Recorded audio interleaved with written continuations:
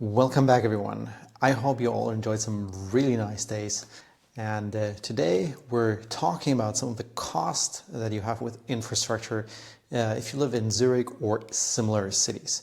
I cannot guarantee that this totally extends to like all of Switzerland, but I would say the bigger cities, they should be somewhat similar in terms of the cost in these two categories that you're gonna have.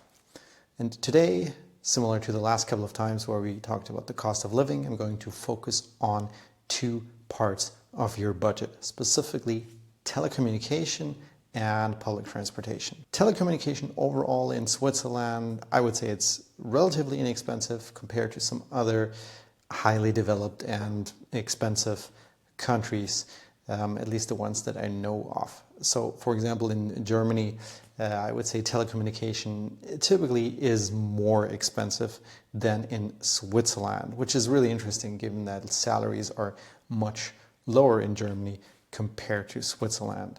And also I had a similar experience with the US.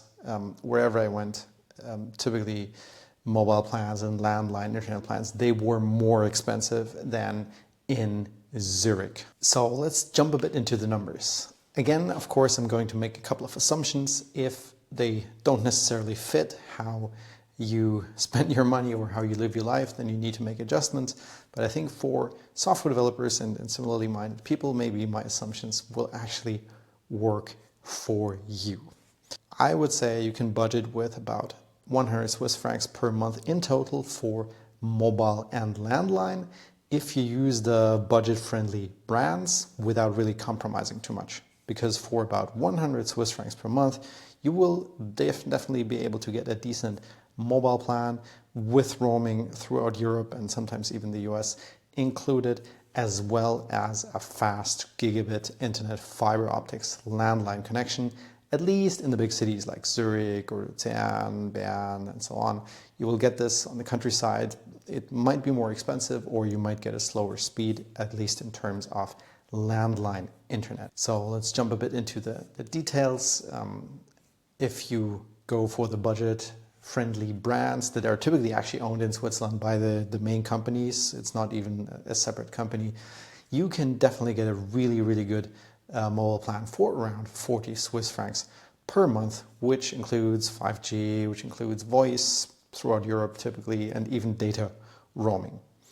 Be aware that if you go with the main brands, so Swisscom, Sunrise, and so on, you will typically pay more for the same. If instead you take the thrifty brands that are just subsidiaries of these main brands in many cases, you can actually pay about half of what it costs you with the main brands. So in many cases it makes sense to go with these more thrifty brands like Libara, and Yallo and all these various ones. The second part is a landline internet. Of course, you can say, well, mobile internet is so fast. You can definitely do that, but I always found tethering a bit cumbersome because the connection keeps dropping and so on if you disconnect your phone or if you move it too far away. I actually did that in the very beginning. I just used tethering with my phone, but over time this wasn't really practical. I got a proper landline connection. And I would say, again, compared to, for example, Germany, getting a gigabit fiber optics in cities like Zurich, it's really inexpensive. You can get a really good gigabit symmetrical internet connection if you're lucky, and it's available in your street for about 50, sometimes even 40 Swiss francs per month.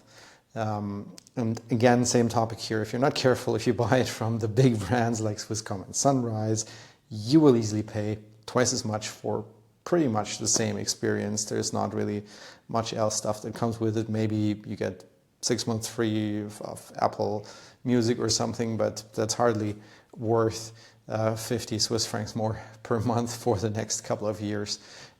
So again, you got to be careful with the brands. Maybe there are some reasons. Please let us know in the comments if I'm oversimplifying here. So in the end, I think it's going to be around 100 per month. If you're super thrifty, like if you get a slower connection, or if you don't need data roaming at all or something like this, you can probably even spend maybe 50 in total around per month. I think it's possible. And as I said, if you're not careful, you're going to spend more like 200 per month, which is something that actually other people budget because the mainstream brands will charge you this much. And also I didn't include a TV package because I think who needs TV? There's YouTube, but if you want TV, it can also cost you 20, 50, maybe even 100 for the expensive packages per month extra.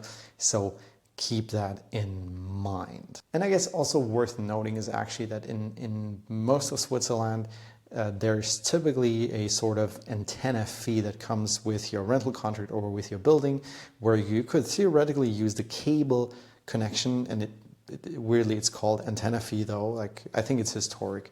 And you will pay around 30 Swiss francs, or at least I did for most of my time, unless you actively cancel that. So be very careful about that. Typically when you move into a new flat, you will actively have to cancel this antenna cable subscription thing that is super weird, and it's hidden deep down in the rental contract, because otherwise you're going to pay 30-ish Swiss francs per month as part of your additional rental hidden fees. So definitely cancel that whenever you move in. Nobody's going to tell you that because they don't want you to know, but it's a lot of money. It's like 300-400 Swiss francs per year for something you probably won't even use because you don't even know about it. And you have to do it every single time. Even if you move again, you have to cancel it again, the new location.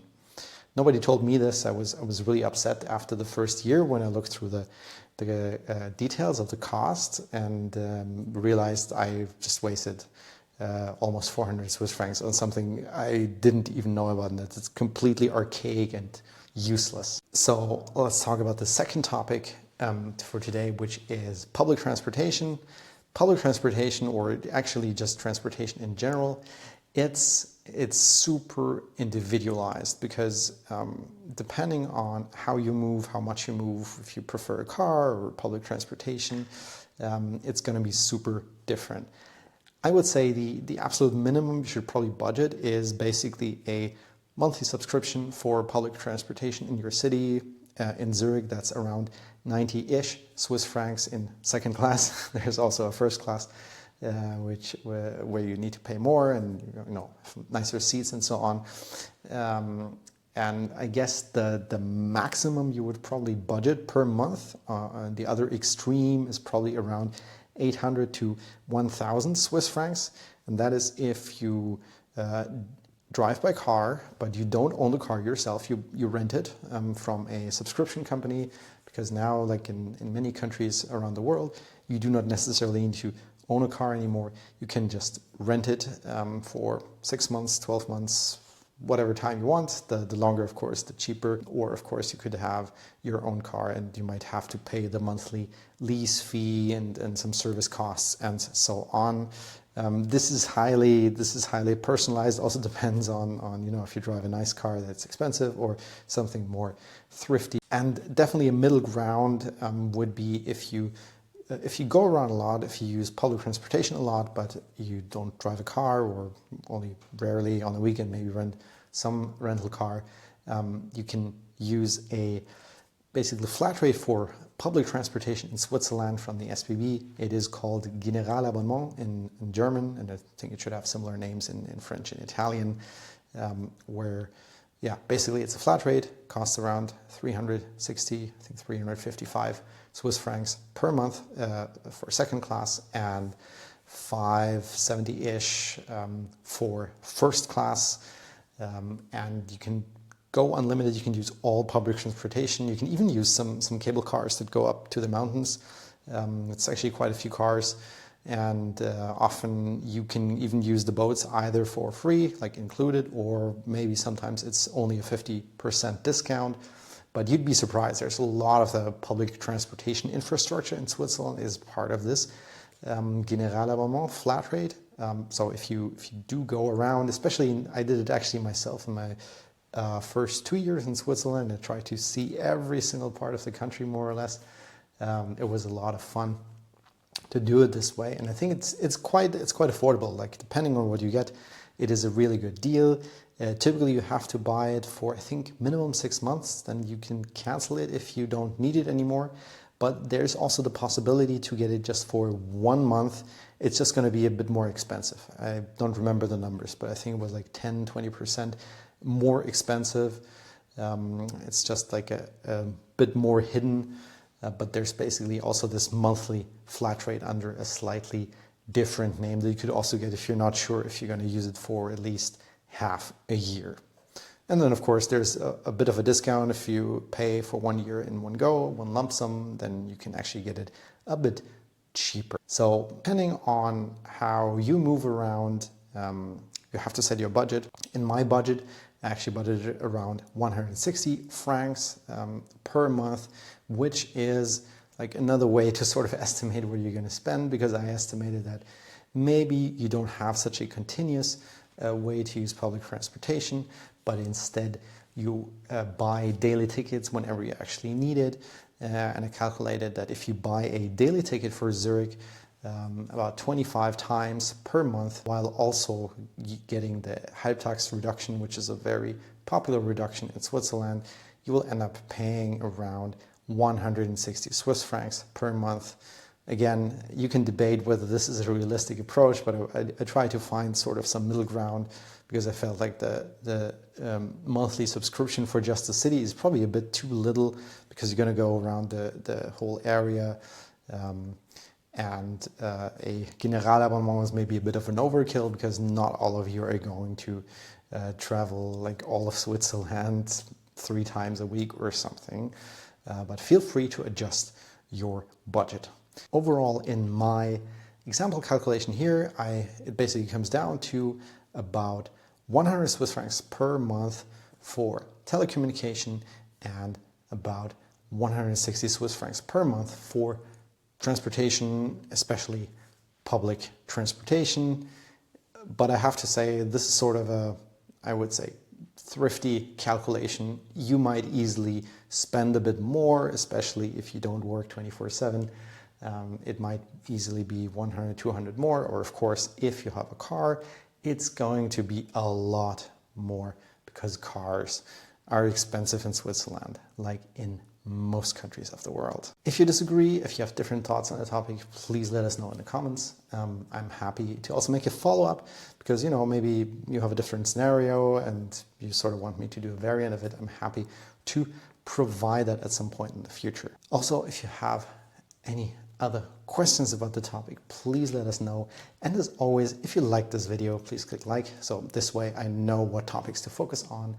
And you can also subscribe, of course, because this way you will get an immediate notification, especially with the notification bell, once I release the next video. With that in mind, enjoy the end of the year, enjoy the start of the next year, stay healthy, and see you in the next video.